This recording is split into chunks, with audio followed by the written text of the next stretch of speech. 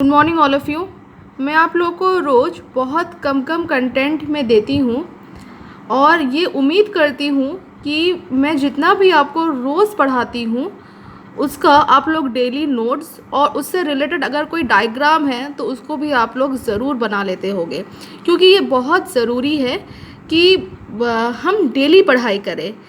ठीक है, भले ही हम डेली हम एक एक पैराग्राफ, जैसे मैं आपको बहुत ज़्यादा, आप खुद भी महसूस करते होंगे कि मैं आपको बहुत ज़्यादा डेली में नहीं बताती हूँ, मैं आपको जस्ट हर रोज़ एक टॉपिक में आपको क्लियर करती हूँ और इसके रिस्पेक्ट में मैं आपसे ये उम्मीद करती हूँ कि आप उसके प्रॉपर नोट्स, उसका प्रॉपर डायग्राम ज़रूर बनाते होंगे।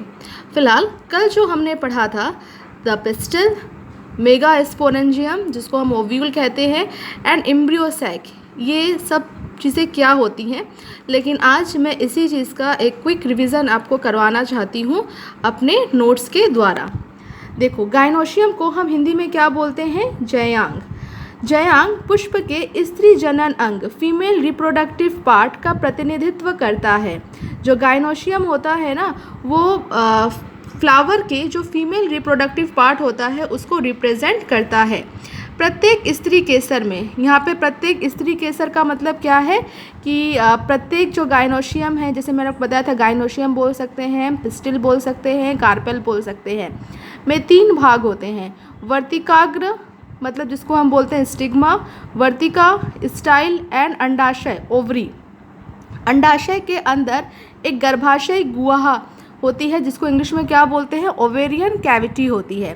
गर्भाशय गुहा, इनसाइड ओवेरियन कैविटी के अंदर की ओर अपरा, जिसको नाड़ भी बोलते हैं, इंग्लिश में प्लेसेंटा, स्थित होती है। अपरा प्लेसेंटा से उत्पन्न होने वाले दीर्घ बीजाणुधानी मेगा स्पोरेंजिया सामान्यतः बीजांड कहलाती है। एक अंडाशय में बीजांड की संख्या 1, मतलब एक ओवरी में अगर एक ओव्यूल मौजूद है तो उसका एग्जाम्पल है गेहूँ, धान, आम, से लेकर अनेक। अगर एक अंडाशय में अनेक बीजांड उपस्थित है, मतलब अनेक ओव्यूल उपस्थित है, तो उसका एग्जाम्पल होता है पपीता, तरबूज तथा ऑर्किड। देखो, मैं हमेशा आपसे बोलती हूँ कि जो बायो है ना, इसका हिंदी से कहीं आसान जो होता है वो इसके इंग्लिश को समझना होता है।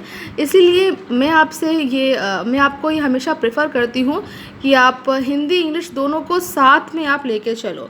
आज हिंदी आपको बताने का मेरा क्या मकसद था, क्योंकि आपके पास हिंदी वाली एनसीईआरटी की बुक है, तो जिस तरह से मैंने यहाँ पे, क्योंकि आप लोग हिंदी मीडियम से हो और आप लोग को हिंदी, आप ही लोग को क्या, मुझे भी हिंदी हम लोग को बोलना या हिंदी में लिखना हम लोग के लिए ज़्यादा आसान होता है। लेकिन अगर हम इस तरह से, जैसे जो उसका हिंदी टर्म है, हिंदी टर्म के साथ साथ अगर हम उसके ब्रैकेट में उसके इंग्लिश टर्म को भी लिखते हुए चलेंगे, तो ये जस्ट कुछ महीने बाद जब आप अपने ग्रेजुएशन के लिए जाओगे ना, चाहे आप MBBS करने जाओ, चाहे आप BSc करने जाओ, बी फार्मा, बायोटेक, कुछ भी किसी भी चीज़ में अगर आप एडमिशन लेते हो तो उसमें ये सारी चीज़ें आपके लिए बहुत हेल्पफुल होंगी। क्योंकि मैं फिर से रिपीट करती हूँ कि इसके बाद सब कुछ क्या पढ़ना है, आपको इंग्लिश में ही पढ़ना होता है। तो यहाँ पे एक पैराग्राफ में आपको क्या समझ में आया कि जो स्त्री जनन अंग होता है, जो फीमेल रिप्रोडक्टिव पार्ट होता है, वो 3 चीज़ों से मिलकर बना होता है। फर्स्ट ऑफ ऑल ये होता है उसका स्टिग्मा, देन ये होता है क्या, स्टाइल, और ये नीचे स्वेलन बल्ज्ड पार्ट होता है ओवरी। ठीक है, प्रत्येक ओवरी के अंदर ये जो स्थान है ना, इस स्थान को हम क्या बोलते हैं? ओवेरियन कैविटी बोलते हैं।